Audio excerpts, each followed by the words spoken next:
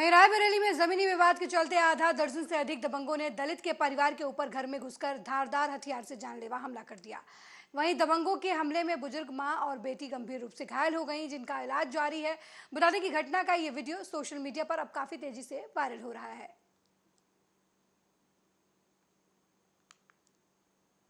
20-25 लोग बंश बहादुर, जितेंद्र, धर्मेंद्र, देवेंद्र, विवेक, संतोष, प्रद्युम्न आदि सब लोग आए। फरसा कुल्हाड़ी लेकर सरिया ताबड़तोड़ हमारे घर पे वार किए, सबको काट के बिछा दिए। कितने लोग घायल हुए हैं? 4-5 लोग घायल हुए थे, 5 लोग। पुलिस में शिकायत किया था? हम 2 घंटे तक हम मदद मांगते रहे, कोई नहीं आया। प्रशासन की तरफ से एम्बुलेंस को फ़ोन कर रहे थे, पुलिस को फ़ोन कर रहे थे, एसओ को फ़ोन कर रहे थे, कोई नहीं सुने। 2 घंटे तक सब ऐसे ही लथपथ पड़े हुए थे, बेहोश। और 2 घंटे बाद हम लेके गए सीएससी। तो वहाँ ये पहले से विपक्षी सब बैठे हुए थे, बंश बहादुर वगैरह सब पहले ही से वहाँ पे बैठे हुए थे। सब फ़ोन हमारा सबके तोड़ दिए, हमारी ज़मीन में खड़ी फसल जोत डाले, सब कंडा लकड़ी उठा ले गए। किस बात का विवाद था? किसी बात का विवाद नहीं हुआ था। उस दिन वो गांव में एक जगह सब मारपीट करके आए थे और दोबारा हमारे यहाँ पूरी तरह से हमला कर दिए। समथिंग। अगली खबर आगरा से है, जहां पर बेकरी की बिल्डिंग भर भराकर गिर गई। बेकरी के अंदर सो रहे 2 कर्मचारी जर्जर हो चुकी बिल्डिंग की वजह से घायल हो गए। आगरा के थाना शाहगंज क्षेत्र के रुई मंडी में सुबह गोवर्धन बेकरी की पुरानी और जर्जर हो चुकी बिल्डिंग अचानक धराशायी हो गई। घटना के समय बेकरी के अंदर 2 लोग सो रहे थे और मलबे के नीचे इसकी वजह से दबकर घायल हो गए। घटना की सूचना पर पहुंची पुलिस ने दोनों घायल युवकों को अस्पताल में भर्ती करा दिया है। क्या नाम है भैया? मेरा नाम जितेंद्र है। क्या हादसा हुआ है? हादसा ये है कि रात में थोड़ा पिलर वगैरह का दिक्कत थी, चूहे फूल कर गए थे, चूहे बहुत भारी थे। तो कल रात में फर्श का काम चल रहा था, रात में 2:30 बजे फर्श का काम खत्म करा के पिलर विलर का करा के गए थे घर। सुबह 6:30 बजे खबर मिली कि पूरी बिल्डिंग नीचे आ गई। अच्छा, क्या बारिश की वजह से भी इसका असर हुआ कुछ? नहीं, बारिश की वजह से तो कोई असर नहीं था, वो तो रिपेयरिंग का ही काम चल रहा था। अब वो कहीं ना कहीं कैसे क्या हुआ चूहे, कितना नुकसान हो जाएगा? नुकसान तो अब है, पूरी बिल्डिंग ही नीचे आ गई 3 मंजिल की। अब नुकसान तो है ही।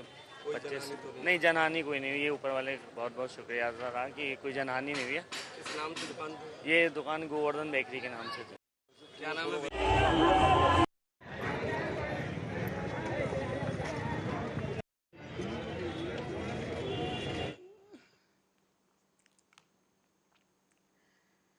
श्रावण माह में भूत भावना बाबा महाकाल की सवारी निकाले जाने की परंपरा अनादिकाल से चली आ रही है। इसी परंपरा के चलते कल सावन के पहले सोमवार को भगवान महाकाल की सवारी निकाली गई। दरअसल सुबह 4 बजे मंदिर के सभा मंडप में उच्च शिक्षा मंत्री डॉक्टर मोहन यादव, महापौर मुकेश टटवाल, कलेक्टर कुमार पुरुषोत्तम और एसपी सचिन शर्मा ने महाकाल की पूजा अर्चना कर पालकी को कंधा देकर नगर भ्रमण के लिए रवाना किया।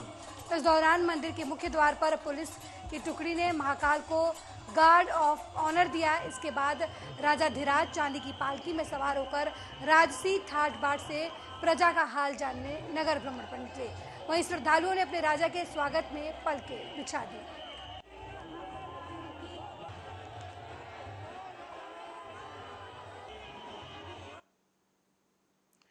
वहीं गाजियाबाद के लोनी बॉर्डर थाना क्षेत्र में राष्ट्रीय ध्वज के अपमान का मामला सामने आया है, जहां पर शिकायतकर्ता प्रेम बाबू ने एसपी कार्यालय पहुंचकर आरोपियों के विरुद्ध कार्रवाई की मांग की है। शिकायतकर्ता ने बताया कि आरोपी राष्ट्रीय ध्वज के ड्रम में बांधकर उससे दुकान पर सामान सुखाता है, जिससे हमारी भावनाओं को ठेस पहुंच रही है। वहीं इस मामले पर पुलिस ने जांच कर दोनों आरोपियों को हिरासत में ले लिया और विधिक कार्रवाई शुरू कर दी। मामला सर यह है, मेरा पड़ोसी मोहन और उसके पिताजी रमेश राष्ट्रीय ध्वज का अपमान करते हैं, उसको सोयाबीन की बड़ी सुखाते हैं। मैंने जब विरोध किया उस पर तो मुझे जान से मारने की धमकी और बदतमीजी करी मेरे साथ। लोनी बॉर्डर थाना क्षेत्र के संगम विहार का एक मामला आया है, जिसमें एक तहरीर आई है कि तिरंगे का अपमान हुआ। उस तहरीर की जांच किया गया तो मालूम चला उस पर थाना को उचित कार्रवाई करने के लिए दिशा निर्देश दिया गया है और जिनके द्वारा तिरंगे का अपमान किया गया उनको पुलिस से वहीं प्रदेश के गृह जेल और संसदीय कार्य मंत्री डॉक्टर नरोत्तम मिश्रा ने मुख्यमंत्री लाडली बहना योजना की दूसरी किस्त के जारी होने पर वृंदावन गार्डन में आयोजित कार्यक्रम में गृह मंत्री ने हिस्सा लिया और उन्होंने लाडली बहना कार्यक्रम में शिरकत करते हुए कहा कि ये राशि सिर्फ सम्मान निधि है, जिससे निरंतर बढ़ाकर 3,000 रुपये महीने तक किया जाएगा। उन्होंने कहा कि जिस तरीके से वृद्धावस्था पेंशन, विधवा पेंशन और विकास कल्याण निधि की राशि जारी होती है, उसी तरीके से महिलाओं के लिए मुख्यमंत्री की ये बेहद महत्वाकांक्षी योजना है, जिसमें महिलाओं को सशक्त बनाने का सरकार का ये प्रयास है। ये जो सम्मान निधि है ना, आपका अधिकार है, ये हर महीने आप 1 महीने में खर्च कर पाई होगी जब तक 1,000 रुपये आ गया। ऐसे हर महीने आएगा और धीरे धीरे ये बढ़ता जाएगा और आज ये कितने हो जाएंगे? 3,000। मतलब 100 रुपया रोज हर महीने पूरी जिंदगी आपके पास आएगा। एक सुरक्षा की गारंटी आपके अंदर आई होगी, एक विश्वास आपके अंदर आया होगा। आया कि नहीं आया?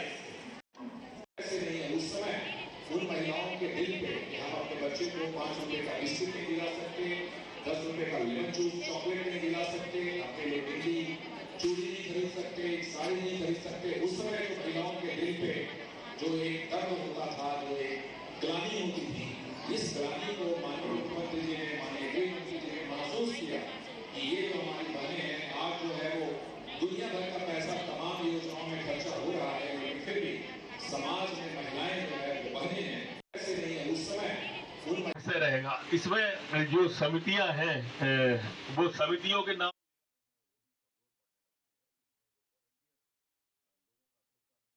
एमपी के गृह जेल मंत्री डॉक्टर नरोत्तम मिश्रा ने अगले महीने पार्थिव शिवलिंग निर्माण और 9 अगस्त को निकलने वाली कलश यात्रा के आयोजन की तैयारियों को लेकर समीक्षा बैठक की।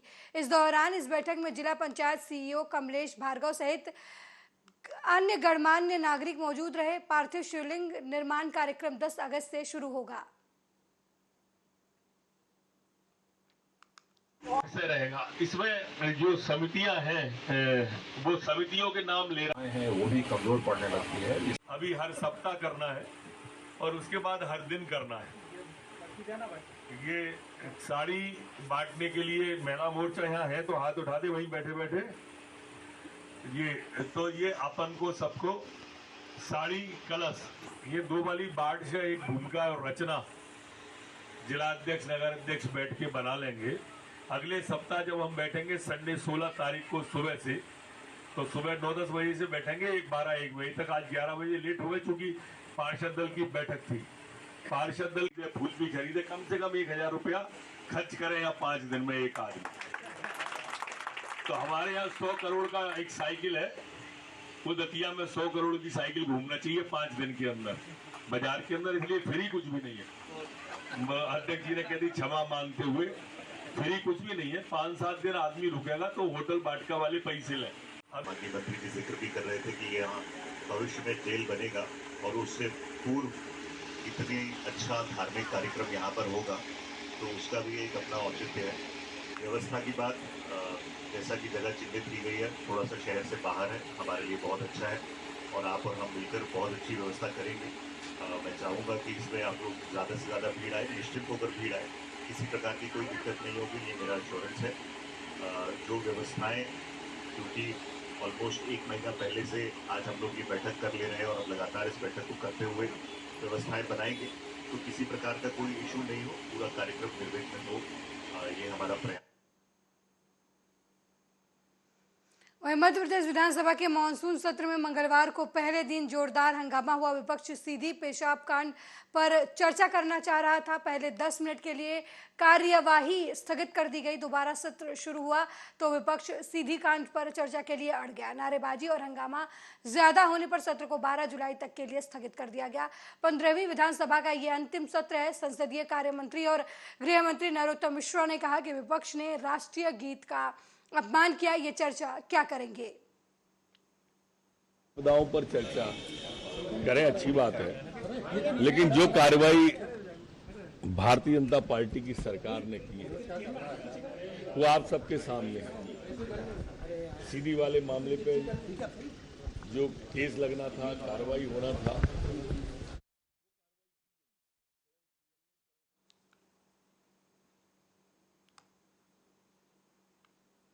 वहीं संसदीय कार्य मंत्री और गृह मंत्री नरोत्तम मिश्रा ने कहा कि विपक्ष ने राष्ट्रगीत का अपमान किया, ये चर्चा क्या करेंगे। नेता प्रतिपक्ष डॉक्टर गोविंद सिंह ने इसके जवाब में कहा कि फर्जी और झूठी बातें करना भारतीय जनता पार्टी का चरित्र है और इतिहास है। प्रदेश कांग्रेस अध्यक्ष कमलनाथ ने कहा कि हमने स्थगन प्रस्ताव पेश किया लेकिन स्वीकार्य नहीं किया गया, दबाने और छिपाने की राजनीति हो रही है।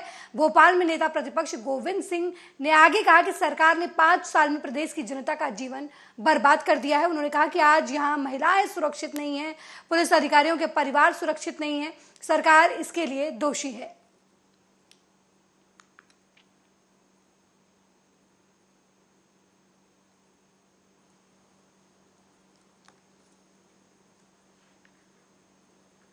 पांच प्रमाण है और उन्होंने दी, हमारे पास प्रमाण है और उन्होंने दी, हमारे पास प्रमाण है और उन्होंने दी, हमारे पास प्रमाण है और उन्होंने। भारतीय जनता पार्टी की सरकार ने 5 साल में प्रदेश के 8.5 करोड़ जनता का जीवन बर्बाद कर दिया, चौपट कर रखा है। आज न तो यहाँ महिलाएं सुरक्षित है, न पुलिस के अधिकारियों के परिवार सुरक्षित है। और मेरा साफ कहना है कि इसके लिए अगर कोई दोषी व्यक्ति है तो एकमात्र दोषी है मुख्यमंत्री शिवराज सिंह जी। वो अपराधियों को संरक्षण देते हैं।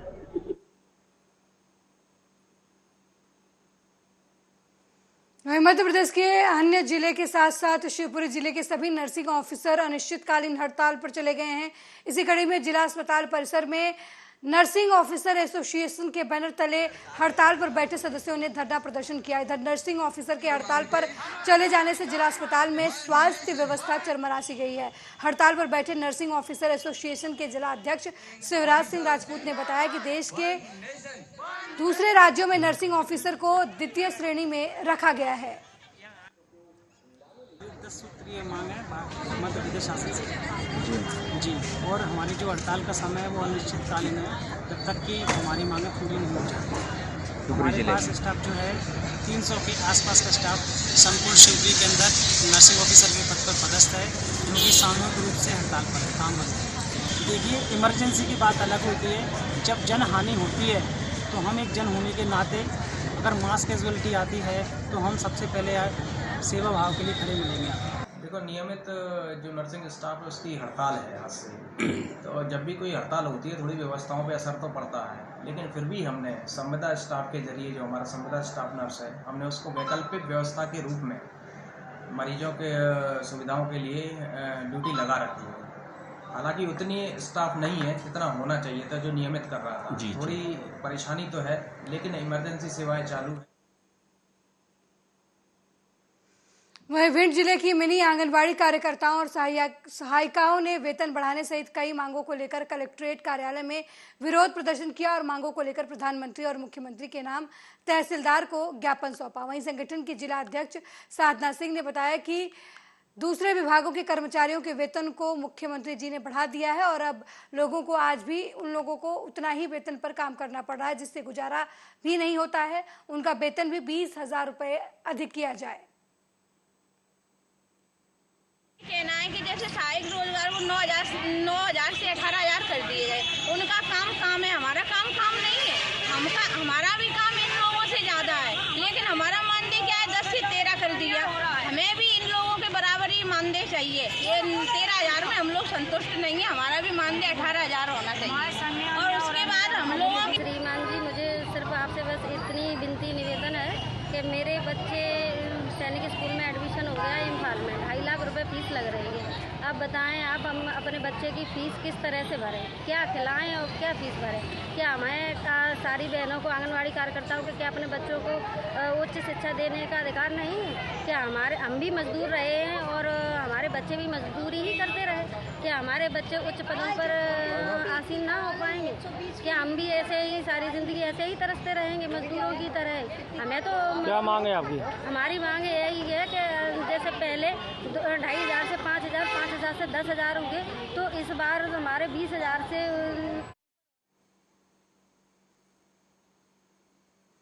वहीं शिवपुरी जिला अस्पताल प्रदेश भर में पिछले साल स्वास्थ्य सुविधाओं और स्वच्छता को लेकर अव्वल रहा, लेकिन पिछले कुछ दिनों से जिला अस्पताल में अव्यवस्थाओं का आलम है। अब इस कदर हावी हो गया है कि गर्मी के इस वक्त में मरीजों को कई परेशानियों का सामना करना पड़ रहा है। अस्पताल के कूलर, पंखे और एसी पिछले कुछ समय से खराब पड़े हैं। महिलाओं के जच्चा बच्चा वार्ड में एसी पंखे खराब होने से मरीजों को अपने घरों से बाजार से पंखे किराए पर लाना पड़ रहा है। क्या आप खरीद के लाए हो? कितने का? 1100। अब जी बाद में जब घर ले जाओ, घर में काम आएगा। क्या करेंगे? एसी वगैरह कुछ नहीं चल रही। एसी जाना चालू ही नहीं है। सब लोग एसी बंद, गर्मी बहुत है, पंखे भी भगवान भरोसे चल रहे हैं। पेशेंट का क्या नाम है आपका? नहीं, अब पंखे तो चालू है, एसी है वो ख़राब है। एक्चुअली वो जो एसी ख़राब है वो ऐसे भी नहीं है कि उनको सही किया जा सके। अच्छा, हमने नई एसी की डिमांड करी है, तो वो नई एसी कुछ समय में आने वाले हैं। उनका निरीक्षण भी हो चुका है और नोटशिप भी चल गई है उनके लिए। तो जैसे ही वो आएंगे तो उनको बदलवा के नई एसी लगवानी है। वहीं मंदसौर जिले की भानपुरा तहसील के गांव कैलाशपुर में एक बस अनियंत्रित होकर तालाब में उतर गई। बता दें, इस बस में 15 से 20 लोग सवार थे। हालांकि सभी लोग सुरक्षित हैं, तो वहीं बस चालक को मामूली चोटें आई हैं, जिनका शासकीय अस्पताल भानपुरा में उपचार कर दिया गया है।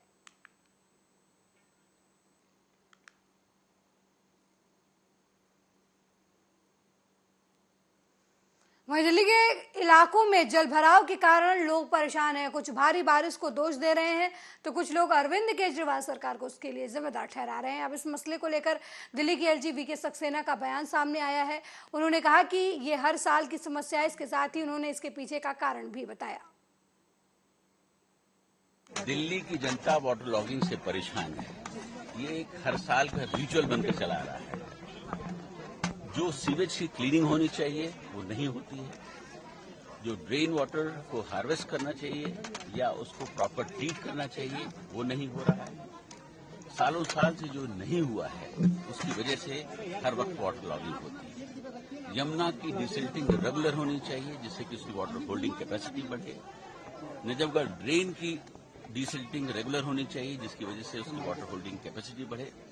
ये सब चीजें न होने की वजह से आज दिल्ली के अंदर जगह जगह पर पानी खराब हुआ है। ये दुखद है और मेरी कोशिश होगी कि इन सब चीजों पर ध्यान दिया जाए जिससे कि हर साल जो दिल्ली की जनता को ये तकलीफें झेलनी पड़ती हैं ना। लेकिन सरकार पहले कभी इतनी बारिश नहीं हुई, इसलिए तैयारी नहीं थी इस तरह की, उनका ये कहना है।